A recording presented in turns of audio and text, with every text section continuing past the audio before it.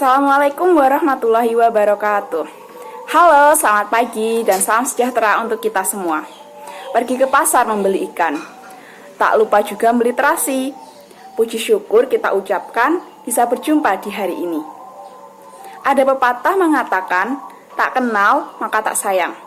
Oleh karena itu, izinkan saya, Anissa Novita Ningtyas, sebagai moderator untuk memandu jalannya presentasi hari ini. Presentasi hari ini akan dibawakan oleh kelompok 2 dengan anggota Tunjung Tamarin Rahmadani nomor presensi 7, Fitri Wulandari presensi 9, Anissa Novita Ningtyas presensi 14, dan Diah Nikasari presensi 15. Kami akan mempresentasikan materi tentang konsep dasar dan landasan teori pembelajaran terpadu. Sebelumnya, saya ucapkan terima kasih banyak kepada yang terhormat Ibu Sri Sukasih selaku dosen pembelajaran terpadu, dan juga saya ucapkan terima kasih kepada teman-teman yang sudah hadir pada perkuliahan pagi hari ini. Baik teman-teman semua, materi yang akan kita bahas pada pagi hari ini adalah konsep dasar dan landasan teori pembelajaran terpadu. Mengapa sih materi ini penting untuk dibahas? Karena masih banyak guru ataupun calon guru yang belum mengenal dengan baik pendekatan pembelajaran terpadu yang diterapkan pemerintah dalam kurikulum 2013 di SD. Sehingga sering ditemui pembelajaran di SD masih menerapkan pendekatan bidang studi. Untuk itu, kita sebagai calon guru SD sebaiknya belajar konsep dasar dan landasan teori pembelajaran terpadu, agar kita lebih mengenal dan memahami pendekatan pembelajaran ini dengan baik. Adapun poin-poin pentingnya adalah yang pertama, konsep dasar pembelajaran terpadu yang akan kami bahas pada materi hari ini, yaitu pengertian dan manfaat pembelajaran terpadu. Yang kedua, landasan teori pembelajaran terpadu yang terdiri dari 3 landasan, yaitu landasan filosofis, psikologis, dan praktis. Selanjutnya, materi pertama akan disampaikan oleh Saudara Tunjung. Kepada Saudara Tunjung, saya persilahkan. Baiklah, yang pertama saya akan menjelaskan mengenai konsep dasar pembelajaran terpadu. Nah, sebenarnya apa sih yang dimaksud dengan pembelajaran terpadu itu? Definisi yang pertama mengatakan bahwa pembelajaran terpadu merupakan suatu pendekatan pembelajaran yang melibatkan berbagai mata pelajaran untuk memberikan pengalaman yang bermakna kepada siswa. Dari definisi tadi, terdapat kalimat melibatkan berbagai mata pelajaran. Artinya, dalam satu kegiatan pembelajaran sudah mencakup atau sudah membahas berbagai mata pelajaran. Jadi, tidak terpisah-pisah. Misalnya, jam 8 itu mata pelajaran IPS, kemudian jam 10 mata pelajaran Bahasa Indonesia. Nah, selain kalimat tersebut, dari definisi tadi juga terdapat kalimat untuk memberikan pengalaman yang bermakna kepada siswa. Dikatakan memberikan pengalaman yang bermakna karena dalam pembelajaran, siswa akan memahami konsep-konsep yang mereka pelajari melalui pengalaman langsung. Berikutnya, definisi yang kedua yaitu pembelajaran terpadu merupakan suatu pendekatan yang berorientasi pada praktek pembelajaran yang sesuai dengan kebutuhan perkembangan anak. Fokus pembelajaran terpadu terletak pada proses yang ditempuh siswa saat memahami isi pembelajaran. Nah, definisi yang kedua ini bertolak dari teori pembelajaran yang menolak hafalan atau latihan sebagai pembentukan pengetahuan anak. Pembelajaran haruslah bermakna dan mementingkan program pembelajaran yang sesuai dengan kebutuhan anak. Dari definisi-definisi tadi, maka pembelajaran terpadu dapat dilihat sebagai 3 hal. Yang pertama yaitu pembelajaran yang menyatukan berbagai mata pelajaran. Kedua, merupakan cara untuk mengembangkan pengetahuan dan juga keterampilan. Dan yang ketiga, menggabungkan berbagai konsep dengan harapan siswa dapat belajar dengan lebih baik dan lebih bermakna. Nah, setelah kita mengetahui mengenai apa itu pembelajaran terpadu, maka kita akan bertanya, sebenarnya apakah manfaat dari pembelajaran terpadu itu? Jadi terdapat beberapa manfaat pembelajaran terpadu. Yang pertama yaitu penggabungan mata pelajaran. Dengan penggabungan mata pelajaran maka akan terjadi penghematan dikarenakan berkurangnya materi yang tumpang tindih. Misalnya, materi globalisasi terdapat di mata pelajaran IPS dan juga PKN. Nah, jika pembelajaran tidak dilaksanakan dengan pembelajaran terpadu, maka bisa jadi saat hari ini jadwal pelajarannya yaitu IPS, materinya tentang globalisasi. Kemudian 2 minggu berikutnya saat jadwal pelajarannya PKN ternyata materinya juga globalisasi. Nah, hal itu tentunya sangat tidak menghemat waktu. Kemudian manfaat yang kedua yaitu siswa dapat melihat hubungan-hubungan yang bermakna. Kenapa? Karena materi pembelajaran dalam pembelajaran terpadu lebih bersifat sebagai sarana atau alat untuk memahami kondisi di dunia nyata. Kemudian manfaat yang ketiga yaitu meningkatkan taraf kecakapan berpikir.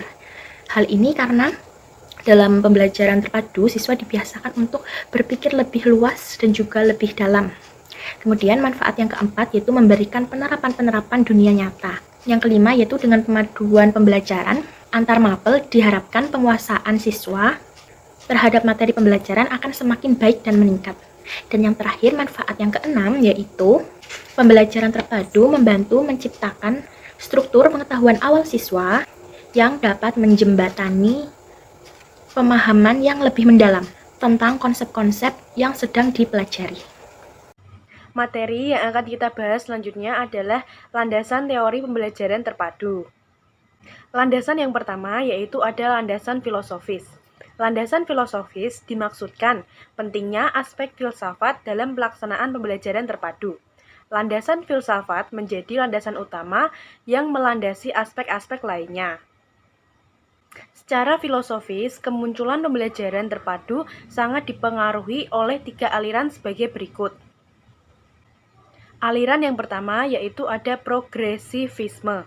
Aliran filsafat progresivisme beranggapan bahwa proses pembelajaran pada umumnya perlu sekali ditekankan pada 1.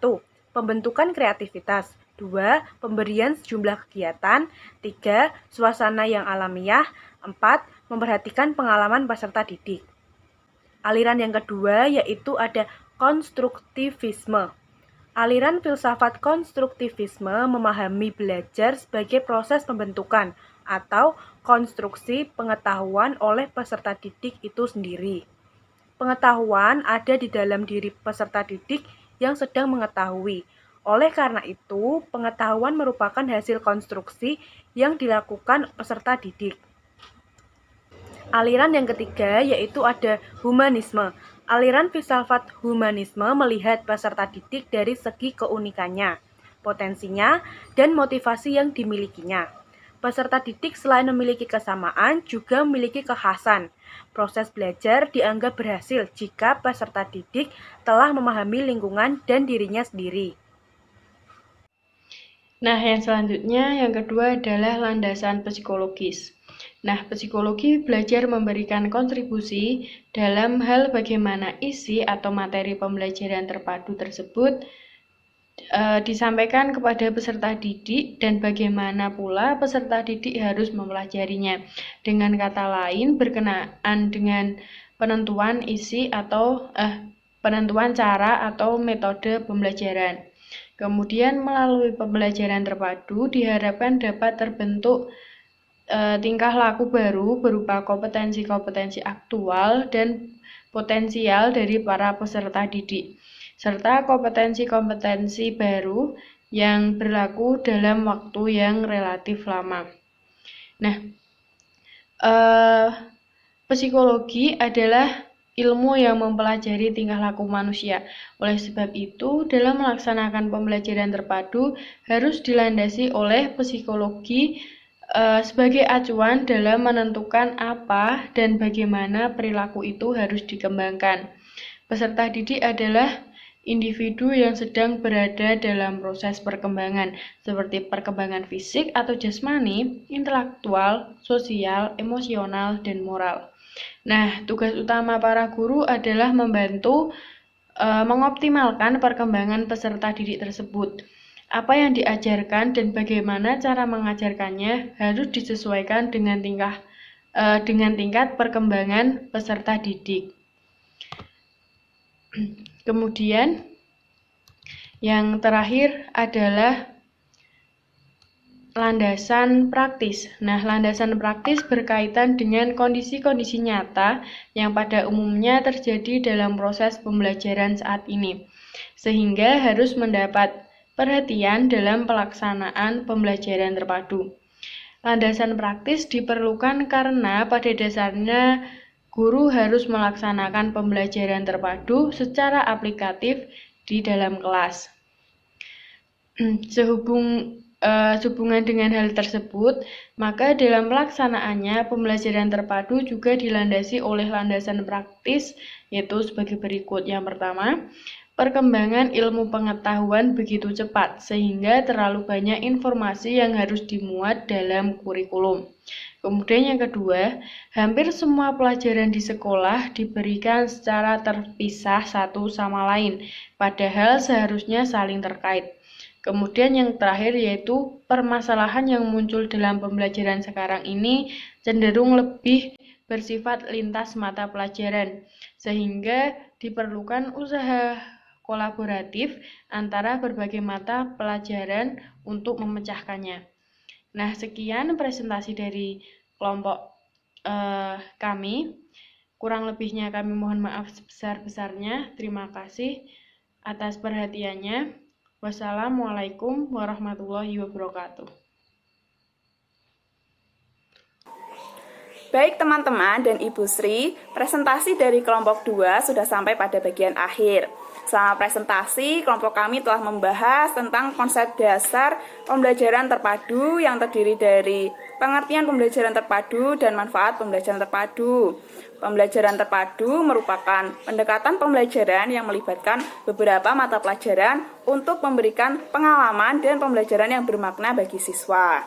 Pembelajaran terpadu mempunyai beragam manfaat, seperti memudahkan anak membuat hubungan antar pelajaran dan transfer pemahaman antar konteks.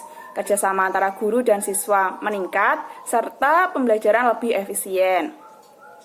Kemudian, terdapat 3 landasan teori pembelajaran terpadu, yaitu landasan filosofis yang terdiri dari progresivisme, konstruktivisme, dan humanisme.